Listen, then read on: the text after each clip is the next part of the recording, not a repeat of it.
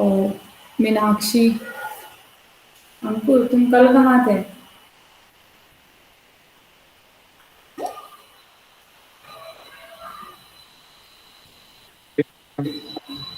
Audible नहीं हो भाई, तुम्हारी नेटवर्क इशू है। चलो स्टार्ट करते हैं। सभी को स्क्रीन विजिबल है?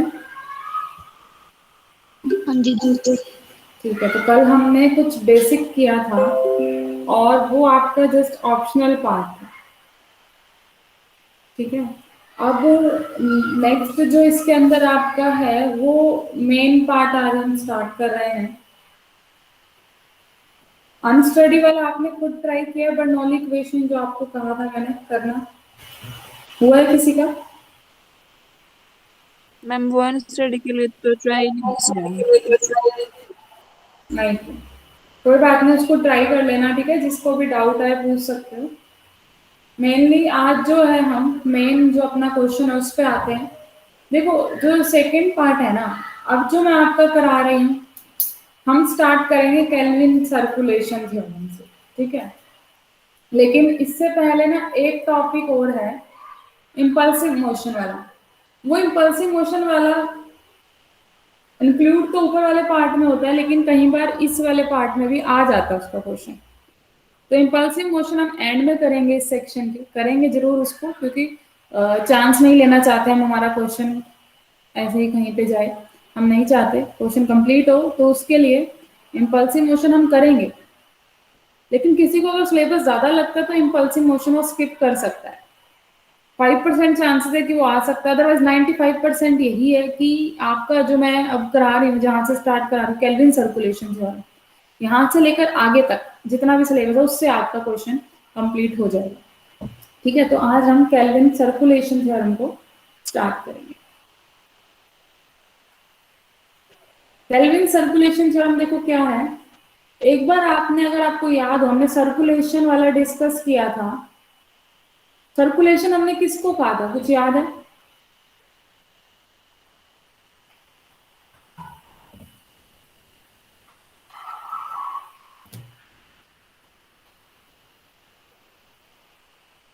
अगर याद हो, सर्कुलेशन टाउ से रिप्रेजेंट किया था। अलोंग एक क्लॉज कर्व भी लिया था हमने, क्यू डॉट डी आर, जो आपका जीरो आया था in case of irrotational motion. लेकिन आज हम इरोटेशनल मोशन की बात नहीं कर रहे। एनी मोशन है, रोटेशनल भी हो सकता है, इरोटेशनल भी हो सकता है। जनरली इसके लिए हम एक रिजल्ट पढ़ रहे हैं जिसका नाम दिया गया केल्विन सर्कुलेशन थ्योरम। तो स्टेटमेंट क्या है इस इक्वेशन की आपकी? चेंज आयलर इक्वेशन में ही होना है। जैसे आपने बर्नौली इक्वेशन आयलर से बनाई थी, वैसे केल्विन सर्कुलेशन थ्योरम में वो भी कुछ कंडीशंस लगा रहा है सिर्फ। ठीक है, आयलर इक्वेशन मोशन से का ही यूज करके हम इसको ड्राइव करेंगे। तो स्टेटमेंट है क्या? मान लीजिए आपके पास कोई भी फ्लूइड है, आइडियल फ्लूइड कोई भी। सर्कुलेशन अगर आप बात करो अलोंग ए क्लोज सर्किट, तो हमेशा क्या रहेगी, वो टाउ की वैल्यू जो रहेगी वो हमेशा कांस्टेंट रहेगी। चाहे कोई भी आपके पास रोटेशनल हो चाहे इरोटेशनल हो मोशन, आपकी जो सर्कुलेशन है अराउंड एनी क्लोज सरफेस हमेशा ही क्या रहती है, कांस्टेंट रहती है। आपको ये शो करना है। उस केस में तो आपकी पर्टिकुलर जीरो निकली थी, हम जीरो की बात नहीं कर रहे, हम कह रहे कोई भी कांस्टेंट नंबर रहेगी, आइदर वो रोटेशनल हो चाहे वो इरोटेशनल, कैसा भी मोशन। ठीक है, तो सर्कुलेशन इस टर्म स्टेटमेंट क्या है कि जो सर्कुलेशन रहती है along a close circuit is always constant. Conditions कुछ गिवन है, किन किन कंडीशन के अंदर कांस्टेंट रहेगी। पहली कंडीशन ये है आपकी कि बॉडी फोर्स कैसे होनी चाहिए, कंजर्वेटिव होनी चाहिए। कल भी बताया था कंजर्वेटिव बॉडी फोर्स क्या था आपका?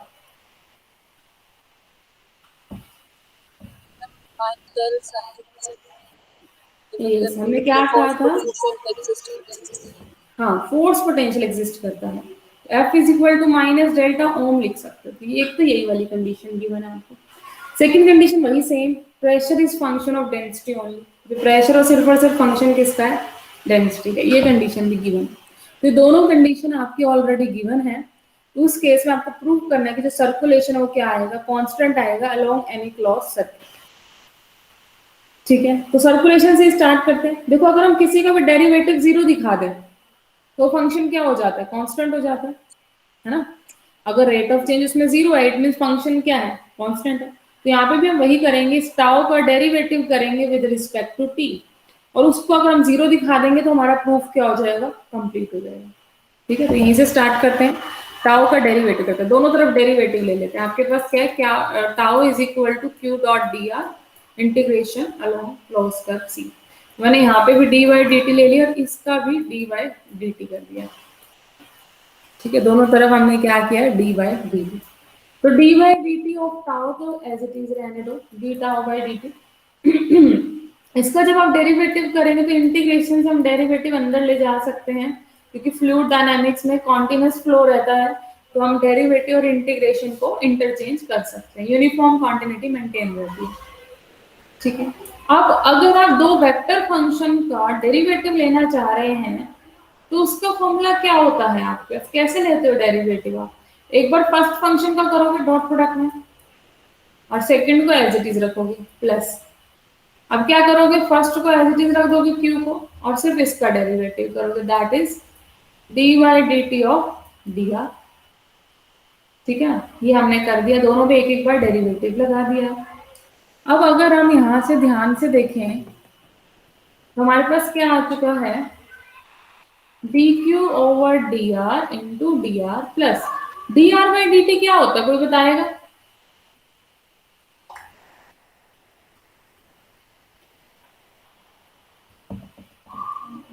D Q. D Q, yes, good.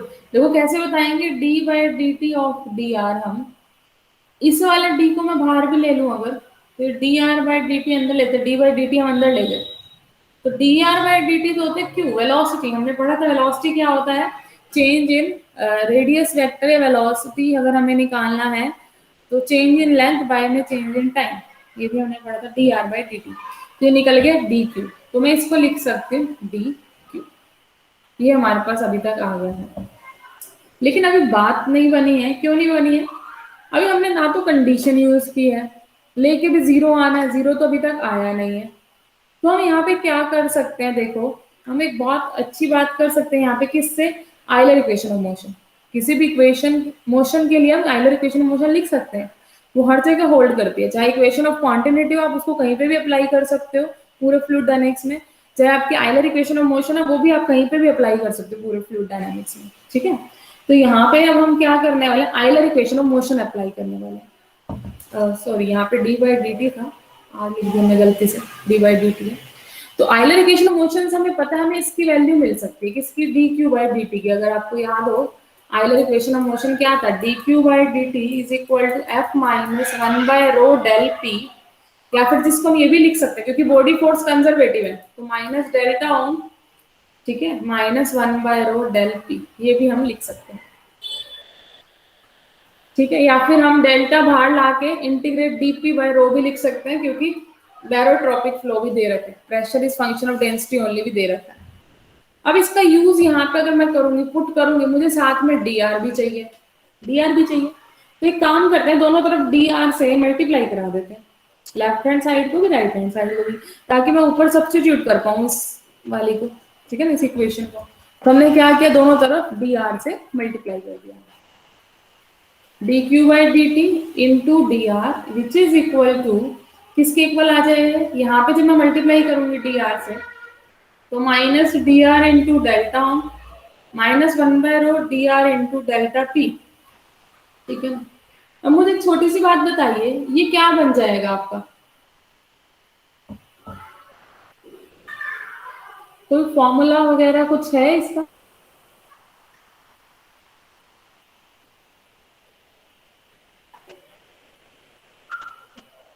Ma'am वो वहां तो कुछ डी फाई करके आता था।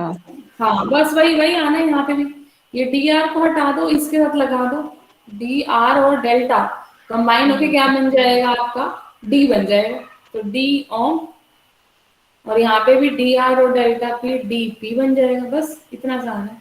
तो इसकी वैल्यू हमारे पास ये आ चुकी है, इस वैल्यू को ऊपर जो इक्वेशन हमारी निकली थी उसमें हम पुट करने वाले हैं, जो ये वैल्यू आई है हमारी, इसको हम यहाँ पे पुट करेंगे।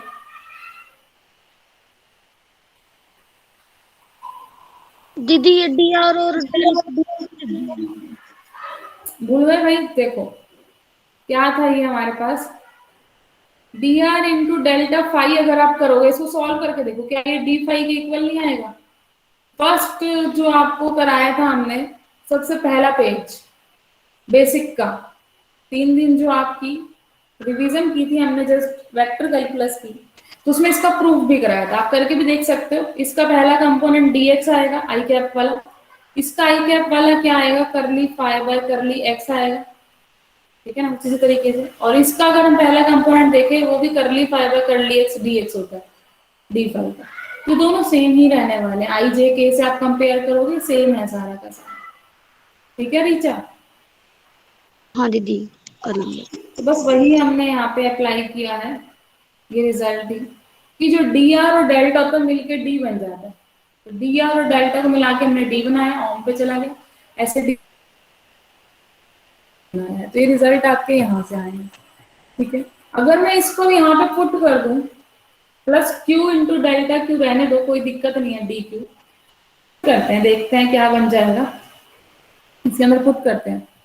इस साइड तो क्या था, डी टाउ वाला था आपका, d by d t of tau, left hand side तो यही चल रहा। राइट हैंड साइड आपकी बन गई, along a close curve C, क्या आ गया इधर आपका, minus d omega minus d p by rho plus q into d q, यही आ गया, ठीक है। पुट कर दिया हमने, पहली दो टर्म तो ये वाली और ये थी पीछे। अब अगर आप थोड़ा सा ध्यान दो यहाँ पे, ध्यान से देखना, माइनस डी ओम और Q इंटू डी क्यू है, क्या मैं इसको ये लिख सकती हूँ इस टर्म को, क्या लिख रही हूँ, D of half q square? क्या मैंने कुछ गलत लिखा है यहाँ पे?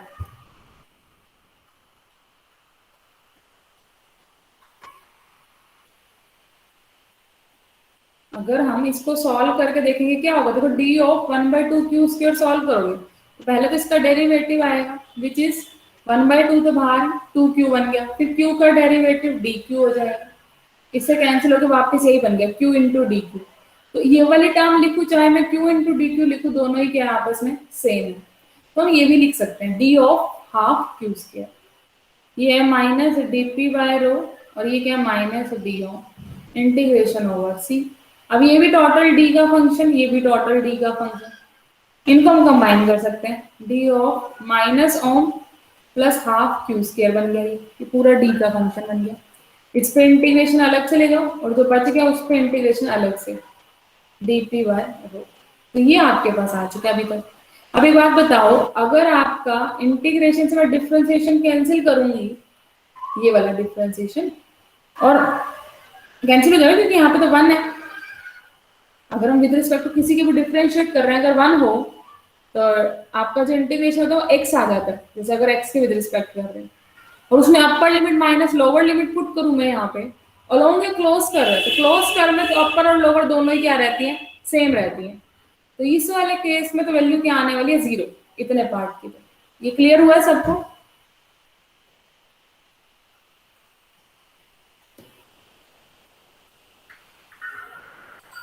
बताओ, अदरवाइज रिपीट करेंगे। यस मैम, हो गया मैम, क्लियर हो गया। गुड।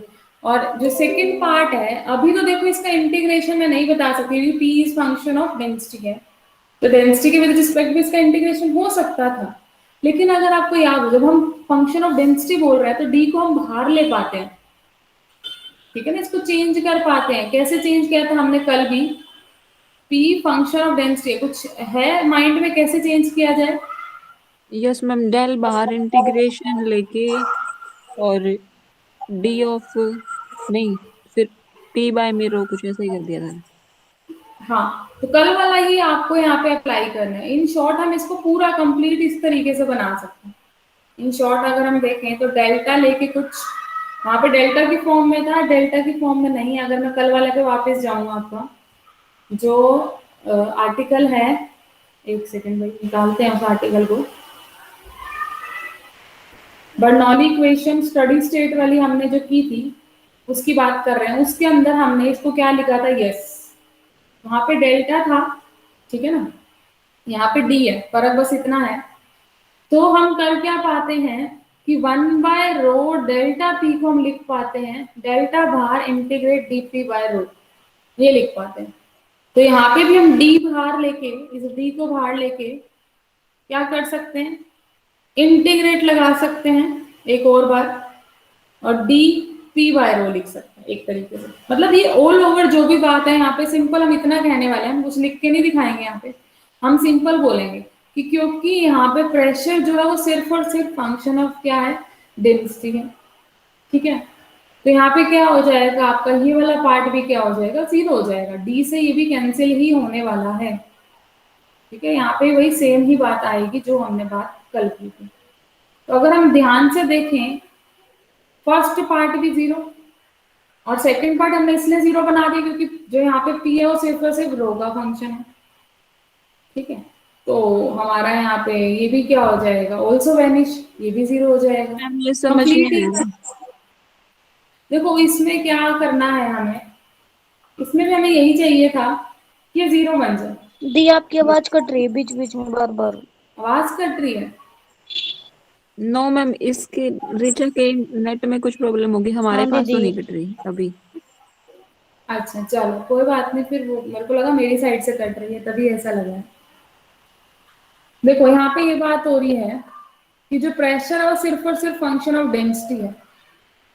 ठीक है, और उसी के विद रिस्पेक्ट आपको डेरिवेटिव करना है जिसका वो फंक्शन है, और अलोंग ए क्लोज पर पूरा काम चल रहा है।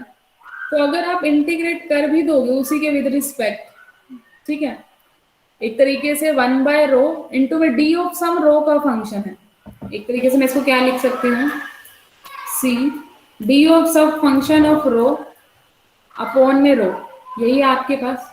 तो हम सिंपल सिर्फ ये कहना चाह रहे हैं कि जब वो फंक्शन ऑफ डेंसिटी ही है तो क्यों ना हम इसको ऐसे लिख दें, बाय में रो लेके,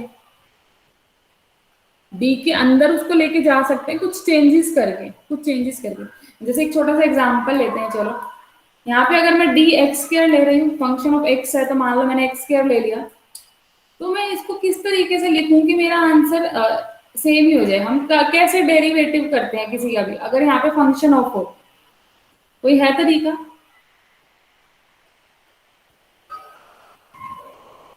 याद है जब हायर ऑर्डर हो जाए तो डेरिवेटिव कैसे किया जाता है? थोड़ा सा लंबा प्रोसीजर है वैसे तो, एक्स स्क्वायर को आप जेड पुट करोगे, यहाँ तो डी जेड बन जाएगा एक तरीके से, और यहाँ पे रूट जेड आ जाएगा, फिर इसका डेरिवेटिव आपको करना पड़ेगा लॉन्ग क्लोज कर, और उसमें भी आपको एडजस्टमेंट लिखनी पड़ेगी, 2x dx is equal to dz करके। तो एक कॉम्प्लिकेटेड वे तो है इसको करने का, लेकिन हम क्या कर सकते हैं, इसको ऑल ओवर फंक्शन ऑफ बना सकते हैं। ये भी x का फंक्शन था, बाहर भी x बैठा है, तो हम लिख सकते हैं d of function of x, ऐसे लिख सकते हैं। जो मेरी कहने का मतलब है सिर्फ और सिर्फ वो इतना है कि जो भी आएगा वो सॉल्व होकर पूरा x में बना सकते हैं। तो यहाँ पे मैं ऐसे लिख सकती हूँ, कंप्लीट अनदर फंक्शन ऑफ रो। अगर मैं रो को इसके साथ भी एडजस्ट करना चाहूँ, क्योंकि ये भी फंक्शन ऑफ रो था, तो हम लिख सकते हैं d of another function of rho बन जाएगा पूरा, अगर मैं इस रो को अंदर ले जाऊँ। तो एक तरीके से ये भी इंटीग्रेशन डेरिवेटिव से कैंसिल होगा, वन का हाँ इंटीग्रेशन हो रहा है, ठीक है ना, upper limit minus lower limit zero हो जाएगा। तो यस, तो यहाँ पे क्या हो गया, ऑल ओवर जीरो आ गया, जो हमें चाहिए था वही आ गया। D tau by d t क्या हो गया आपका यहाँ पे, zero, which implies tau is equal to constant. हमेशा ध्यान रखना कि जब भी हम क्लोज सर्किट के लॉन्ग सर्कुलेशन लेंगे, कैसा भी मोशन हो, रोटेशनल हो चाहे इरोटेशनल हो, आपका आंसर कांस्टेंट ही आएगा। वो तो एक पर्टिकुलर केस हो गया, अगर मैं इरोटेशनल लूँ तो मुझे ऊपर ही एक्साई को जीरो पुट करना पड़ेगा, कर्ल क्यू को, कर्ल क्यू डॉट एन में हमने चेंज किया था सरफेस इंटीग्रल में, अगर याद हो जो वहां पे प्रूफ किया था हमने फर्स्ट सेक्शन में, तो उसमें हमें टाउ को जीरो आ ही गए थे, हमारा क्यों जीरो आया था, एक्साई जीरो होने की वजह से, कर्ल क्यू जीरो होने की वजह से। तो वो इसका पर्टिकुलर केस है तो वो भी constant he, zero is also a constant. तो रोटेशनल मोशन है तो कुछ कांस्टेंट आएगा, वो कांस्टेंट कुछ भी आ सकता है, 2 3 5 9 10 कुछ भी। और अगर इरोटेशनल मोशन है तो कांस्टेंट हो ही क्या जाता है, पूरा जीरो ही हो जाता है। ठीक है, तो circulation in any case, general case बना दिया हमने कि circulation along a close circuit is always constant, वो हमने आज प्रूव कर दिया। क्लियर हुआ है? Yes ma'am. चलिए तो अब इसी पे कुछ क्रोलरी करते हैं। ध्यान से देखने को क्रोलरी पे 2 मार्क्स का क्वेश्चन पहले भी आया हुआ है, अभी भी आ सकता है। एक क्वेश्चन इसमें बहुत फेमस है क्रोलरी में कि क्वेश्चन आता है why smoke rings maintain their form for longer period of time. अगर आपने देखो कभी भी कोई धुआं देखा होगा आपने, जैसे बाहर किसी को अपने सिगरेट लेते हुए भी देखा हो, तो जब वो उसका जो धुआं निकलता है वो एक स्मोक रिंग रिंग की फॉर्म में उड़ता हुआ जाता है, रिंग सी बनती है गोल गोल, है ना। और ऐसे कहीं पे कोई और धुआं हो, जैसे पोल्यूशन किसी एक्टिवा से या किसी व्हीकल से आपने कभी धुआं निकलते हुए देखा हो, कई बार खराब हो जाते तो उधर से धुआं निकलने लग जाता है, तो जो वो वाला भी पोल्यूशन है आपका, वो भी क्या होता है, सर्कल सर्कल सर्कल वे में जाता है, रिंग्स फॉर्म होती है। तो ऐसा क्यों होता है, वो ये थ्योरम अभी बताएगी क्रोलरी में। पता चला कौन से केस की हम बात कर रहे हैं? हाँ जी दीदी। हाँ, देखा है ना रीचा? और कोई एग्जांपल बता सकते हो जहां पे आपने ऐसे रिंग्स फॉर्म होते हुए देखे हो?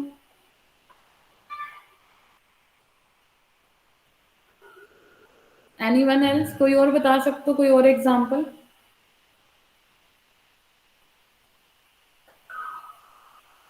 चलो, मेनली बस यही है कि जहां पे भी आपको धुआं दिख रहा है, वो धुआं चाहे आपका किसी भी चीज से आ रहा है, चाहे वो किसी कंपनी में कोई मशीन ही चल रही है और वहां चिमनीज लगी होती है, चाहे वो उस चिमनी से धुआं निकल रहा है, वो धुआं कभी भी सीधा नहीं जाता, वो रिंग्स की फॉर्म में ही निकलता है। तो आज हम वही पढ़ने वाले हैं कि वो रिंग्स बनती ही क्यों है, क्या उसके पीछे रीजन है। तो वो क्रोलरी नंबर 2 है, अभी हम पहले क्रोलरी नंबर 1 करेंगे। तो फर्स्ट क्रोलरी क्या कहती है, आप मुझे ये प्रूव करके दिखाओ कि अगर हमने क्लोज सर्किट जो हमारा सी था, अगर उस सर्किट सी को हमने क्या कह दिया, ऐसा हमने एक ओपन सरफेस ले लिया जिसका रिम सी है, जिसकी बाउंड्री सी है, तो ये एस सरफेस मान लिया जिसकी बाउंड्री क्या है, सी है। तो आप मुझे ये प्रूव करके दिखाइए curl q dot n d s is equal to constant. इन्होंने ये प्रूव करने के लिए बताया, ये प्रूव करके दिखाओ क्रोलरी फर्स्ट में। तो कोई मुझे बता सकता है ये चीज कैसे प्रूव होएगी? मेरे अकॉर्डिंग तो शायद आधे लोगों ने सॉल्व भी कर लिया होगा ये, कि ये हम कैसे प्रूव करके लाएं curl q dot n d s is equal to constant.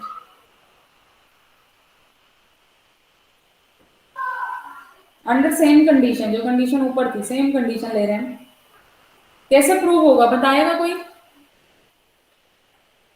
अभी हमने ऊपर क्या शो किया, चलो ये बता दो, अभी हमने थ्योरम में क्या प्रूव किया?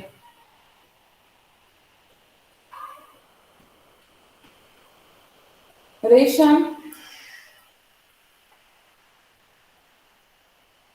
हाँ जी दीदी। थ्योरम में हमने क्या प्रूव किया अभी? टाउ को कांस्टेंट दिखाया दीदी। हाँ, टाउ को कांस्टेंट है। टाउ क्या था आपका, टाउ का फॉर्मूला क्या था?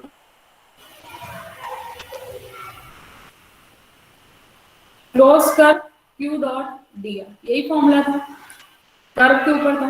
तो हमें इस फॉर्मूले से यहां तक पहुंचना है, कैसे पहुंचा जाए, क्या लगता है, क्या किस तरीके से प्रूव होगा?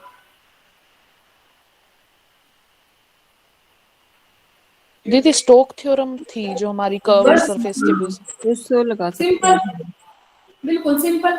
जब हमें ये रिजल्ट पता ही है तो सी से हमें एस पे जाना है। बहुत बार बताया है, जब भी आपको लाइन इंटीग्रल से सरफेस इंटीग्रल पे जाना हो, सिर्फ और सिर्फ स्टोक थ्योरम ही आपका साथ देगी।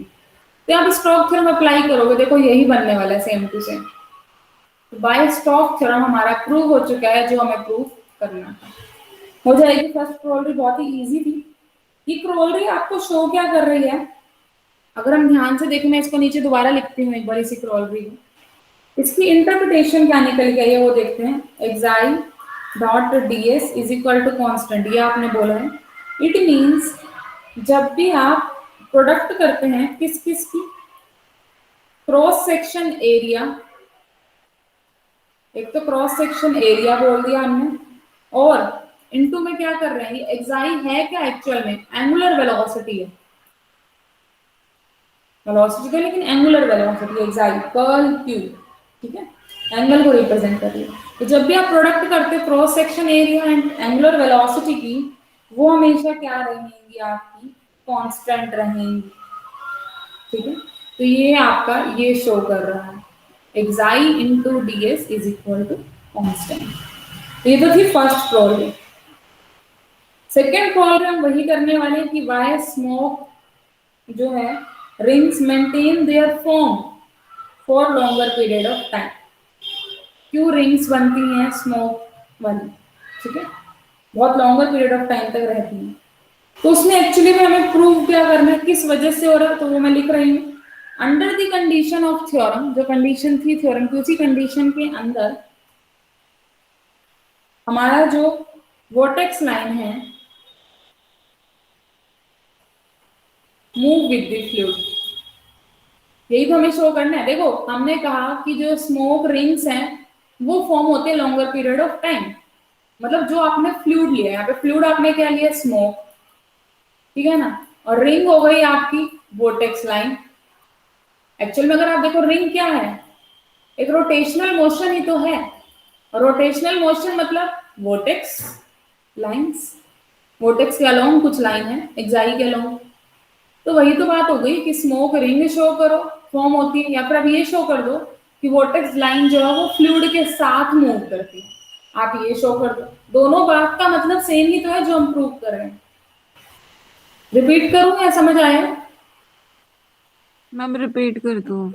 यस, हम प्रूव करना चाह रहे हैं कि why smoke rings maintain their form for longer period of time, या फिर मैं अगर ये कहूं vortex line move with the fluid, दोनों का मतलब सेम ही है। कैसे? यहाँ पे जो आपका फ्लूइड कंसीडर होगा, कौन सा फ्लूइड हुआ, स्मोक, ठीक है, एयर, एक तरीके स्मोक हो गया, जो आपका धुआं निकल रहा है वो यहाँ पे फ्लूइड हो गया कंसीडर।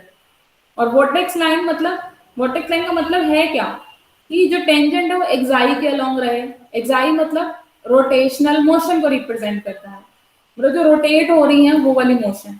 तो जो रिंग है, रिंग भी तो क्या होती है, रोटेशन ही तो होती है, जो रिवॉल्व हो रही है, मतलब वोर्टेक्स लाइन को ही हम बोल सकते हैं रिंग। सेम ही मेन हो गया इसका मतलब, तो वोर्टेक्स लाइन और रिंग एक तरीके से सेम ही है। तो अगर मैं ये शो करना चाहती हूँ स्मोक रिंग फॉर्म हो रही है, या फिर मैं ये कह दूं कि वोर्टेक्स लाइन फ्लूइड के साथ मूव हो रही है, तो बात तो एक ही है ना।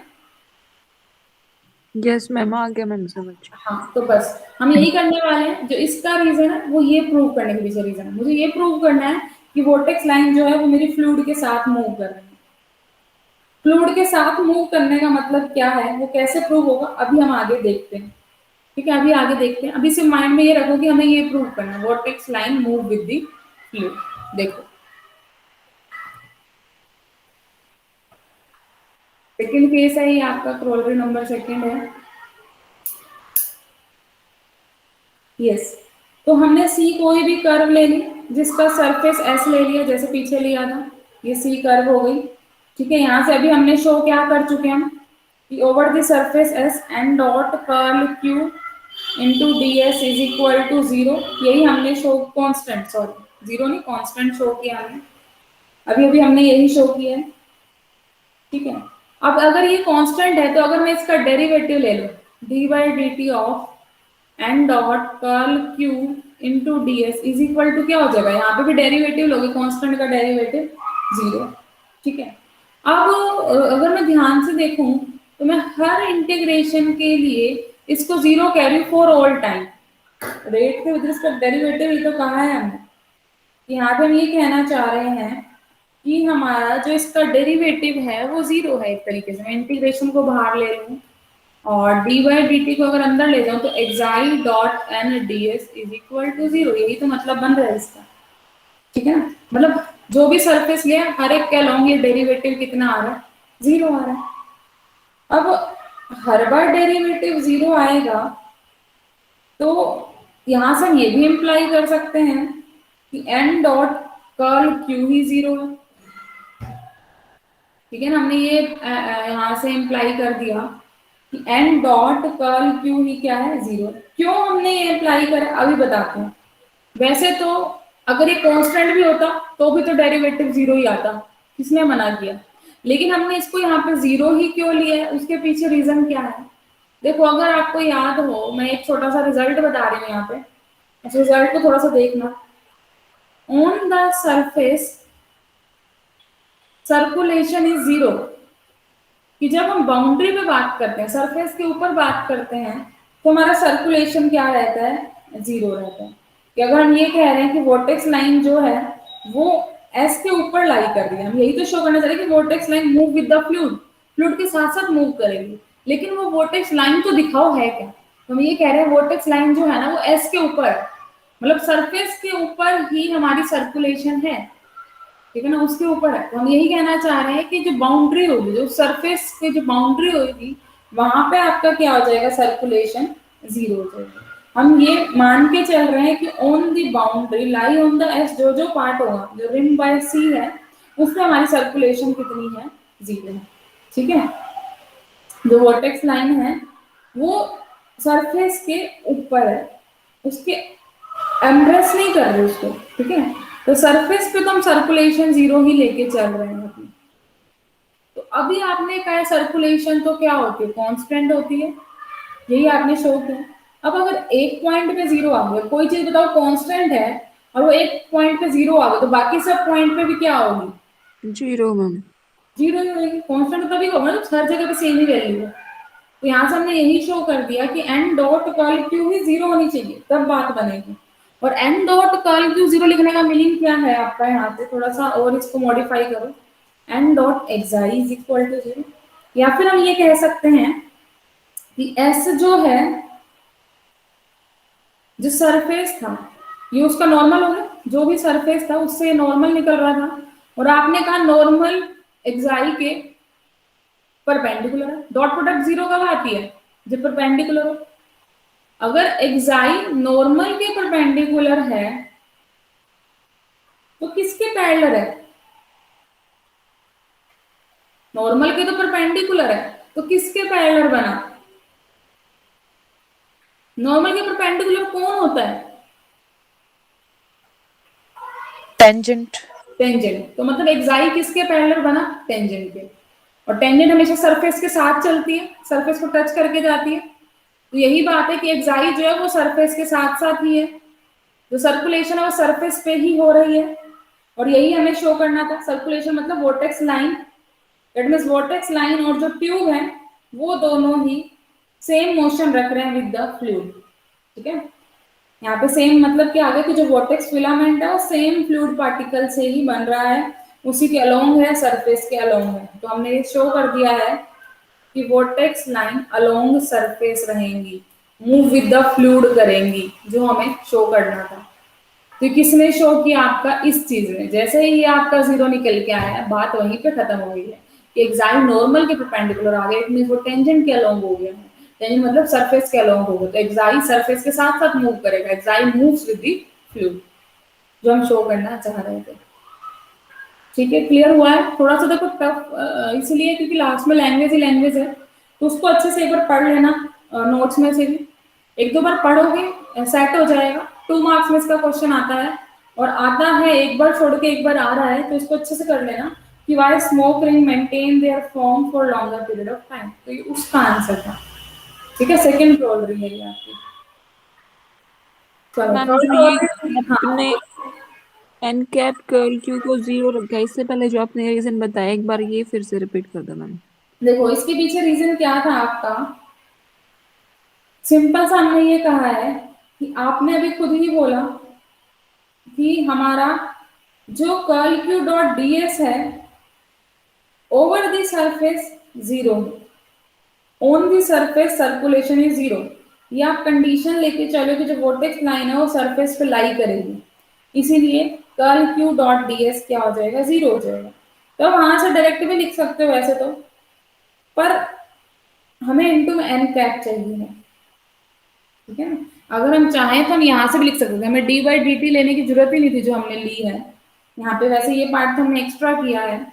अगर हम यहाँ से भी इस चीज को दिखा देते, curl q dot n d s on surface आप जीरो ले रहे हो, ठीक है ना, ऑन सरफेस, लेकिन हमें दिखाना था कि एट ऑल टाइम वो जीरो रहेगा। तो ऑल टाइम के लिए हमने क्या किया, इसका सिंपली जो हमारा ऑल टाइम वाला रिजल्ट निकला था, ऑल टाइम वाला रिजल्ट हमारा क्या था कि जो q dot n d s की वैल्यू कांस्टेंट रहेगी, तो डेरिवेटिव क्या हो जाएगा, जीरो हो जाएगा। तो ऑल टाइम के लिए, या फिर हम इसको ये भी लिख सकते हैं along surface s curl q dot n d s, और इसका डेरिवेटिव क्या होगा, जीरो होगा। फिर हम डेरिवेटिव को अंदर ले गए कि ऑल टाइम के लिए जो ये डेरिवेटिव है curl q dot n ds for all surface s is equal to 0। अब हर एक के लिए इंटीग्रेशन 0 आ रहा है, मतलब अंदर वाले को क्या होना पड़ेगा, 0 होना पड़ेगा। तो अगर मैं अंदर वाले को यहाँ से 0 लिखूंगी, xi dot n ds is equal to 0, it means ये कांस्टेंट। लेकिन हमने कहा है कि एक पॉइंट पे तो 0 वैल्यू है, तो अगर एक पॉइंट पे 0 है तो हर पॉइंट पे वैल्यू अंदर वाले की क्या हो जाएगी, 0 हो जाएगी। तो यहीं से हमने उस लॉजिक को किया। एक सेकंड रुकना भाई।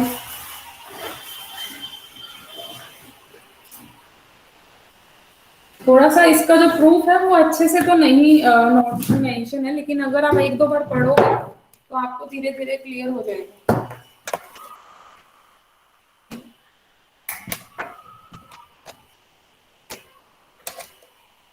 तनु, हुआ है थोड़ा बहुत क्लियर कुछ इसमें अब?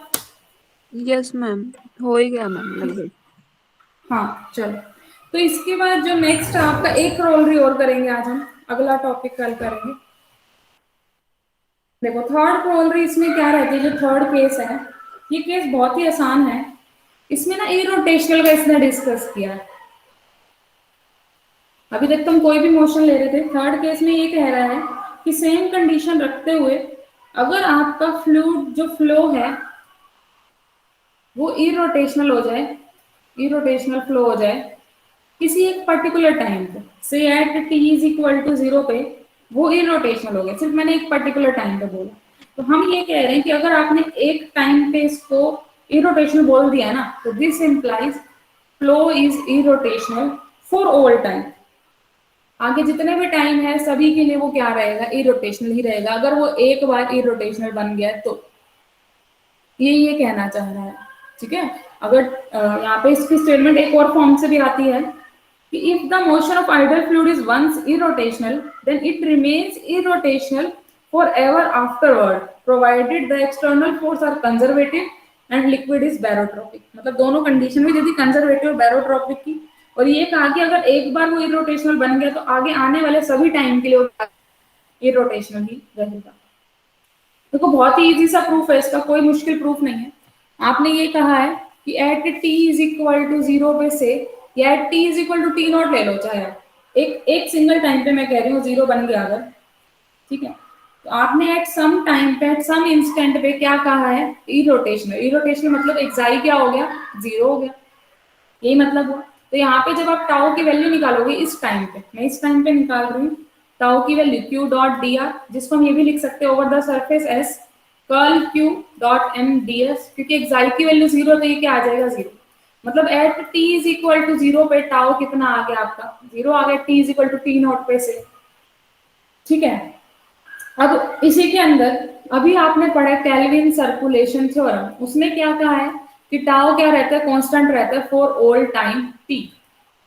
अब जब एक टाइम पे 0 वैल्यू आई है, मैं इस कंडीशन को अगर यहाँ पे पुट करूंगी at t is equal to t naught, मैंने पुट किया, टाउ कितना था, 0 था, मतलब इज इक्वल टू कांस्टेंट, तो उस कांस्टेंट की वैल्यू क्या आ गई आपकी, 0 आ गई।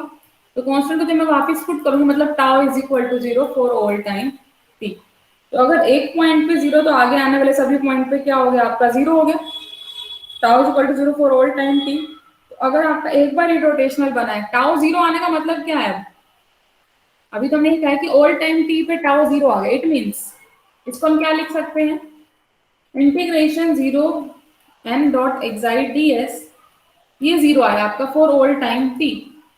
अब हर टाइम के लिए, हर s के पॉइंट के लिए ये 0 आ गया, हर सरफेस के लिए। अब सरफेस तो कोई स्मॉल भी हो सकता है ना, तो जरूरत तो नहीं कि ये सरफेस के कारण हर बार 0 और एक पर्टिकुलर सरफेस लेने के कारण, सरफेस तो आर्बिट्रेरी है, तो अंदर वाले पार्ट को ही क्या होना पड़ेगा आपका, 0 होना पड़ेगा, एन डॉट एक्साई 0 होना पड़ेगा। और जहां तक एन डॉट एक्साई 0 होने की बात है यहाँ पे फॉर ऑल टाइम t बोल रहे हैं हम, तो इसीलिए यहाँ पे एक्साई को ही क्या बनना पड़ेगा, 0 बनना पड़ेगा। ठीक है ना, n को मैं ds के साथ भी कंबाइन करके सीधा कह सकती हूँ कि एक्साई क्या हो जाएगा, 0 हो जाएगा। तो आपका फॉर ऑल टाइम t के लिए मोशन क्या बन गया, इरोटेशनल बन गया। तो सिर्फ थ्योरम घुमानी थी आपने, तो सिंगल टाइम पे देखो उससे टाउ 0 लाओ, सिंगल टाइम पे अगर टाउ 0 तो टाउ कांस्टेंट होता तो इट मींस टाउ हर जगह पे 0 हो गया, और टाउ हर जगह पे 0 होते ही वहां से एक्साई भी क्या आ जाएगा, हर जगह पे 0 आ जाएगा। मतलब हर जगह पे इरोटेशनल बन गया आपका मोशन, अगर एक बार इरोटेशनल बना था तो। क्लियर हुआ है? Yes ma'am. अब जो मैंने तीनों क्रोलरी बोली है ना, अगर आपसे पेपर में कोई पूछ ले प्रॉपर्टीज ऑफ वोर्टेक्स फिलामेंट, तो आपको यही क्रोलरी शो करनी है। कई बार ये क्वेश्चन भी आया आपका पेपर में, बहुत बार आया, और बच्चों को यही नहीं पता होता कि हमें लिखना क्या है इसके अंदर।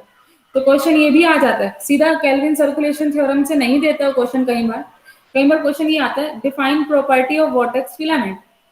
तो उससे पहले आपको थ्योरम भी बतानी पड़ेगी, फिर तीनों प्रॉपर्टी बताओगे ना जो क्रोलरी है। जो क्रोलरी है, रिमार्क फर्स्ट यही है कि these above three corollary are properties of vortex filament. ठीक है। और साथ साथ जो केल्विन सर्कुलेशन थ्योरम, वो रोटेशनल हो चाहे इरोटेशनल मोशन हो, दोनों के लिए ट्रू है। बस इरोटेशनल में वो 0 हो जाएगा टाउ, कोई फर्क नहीं है, तो कांस्टेंट ही। और थर्ड जो इसमें रिमार्क लिखा है वो ये है कि जो वोर्टेक्स फिलामेंट है या तो क्लोज कर्व बनाएगा, या फिर उसका जो एंड है वो बाउंड्री सरफेस पर रहेगा। ठीक है, जैसे अभी हमने शो ही किया ये वाली बात, अभी तो शो किया हमने सेकंड क्रोलरी में कि क्लोज कर्व फॉर्म कर रहा है। और हमने ये भी कंडीशन बोली थी कि या तो सरफेस पे ही एंड हो जाएगा वो, या तो कर्व फॉर्म करता रहेगा, लेकिन कुछ समय के बाद वो एंड भी तो होगा। ये तो नहीं है कि हर बार वो कर्व ही फॉर्म करता रहेगा। तो क्या होगा, एंड या फिर एंड हो जाएगा बाउंड्री पे जाके। तो जो वोर्टेक्स है वो परमानेंट रहेगा। वोर्टेक्स मोशन तो हो ही रही है केल्विन सर्कुलेशन थ्योरम में। तो 3 रिमार्क भी थे। ठीक है, और प्लस ये तो केल्विन सर्कुलेशन थ्योरम एक इंपॉर्टेंट टॉपिक है। 90% है, या तो केल्विन सर्कुलेशन थ्योरम या वोर्टिसिटी इक्वेशन, इन दोनों में से एक क्वेश्चन आने वाला है। वोर्टिसिटी आएगा या फिर केल्विन सर्कुलेशन थ्योरम आएगा, दोनों में से एक आपका 8 मार्क्स में श्योरिटी से आएगा ही आएगा। कल हम वोर्टिसिटी इक्वेशन करेंगे, आज हमने केल्विन सर्कुलेशन थ्योरम किया। ठीक है, और जहां तक पेपर की बात है, पेपर्स मैं आपके उसी फोल्डर में अपलोड कर देती हूँ जहाँ पे आपके एमएससी थर्ड सेम के नोट्स मैंने शेयर किए हुए। ठीक है, उसी सेम ड्राइव लिंक वाले फोल्डर में आपको आपके लास्ट ईयर्स के जितने भी पेपर है 17, 18, 19, 20 चारों पेपर्स उसी में अपलोड करूंगी। 20 का पेपर थोड़ा सा टेढ़ा आया था, वो पेपर बाहर से बने थे, तब उस टाइम पे ऑनलाइन पेपर्स थे हुए, लेकिन फिर भी काफी हद तक मैं आपको इस तरीके से ही करा रही हूँ कि वो वाले क्वेश्चन भी कंपैरेटिवली आपके कवर हों। क्योंकि इस बार भी पेपर कहाँ से बने कुछ नहीं कह सकते, सर छुट्टी पे है 100 दिन की, आप सभी को पता है, जो आज तक सर पेपर बनाते आए हैं फ्लूइड का। ठीक है, तो करिए अपना अच्छे से करिए। ठीक है, किसी को कोई डाउट है तो वो पूछ सकते हैं। मैम हमारा रिजल्ट नहीं आ रहा सेकंड सेमेस्टर का, कब आएगा?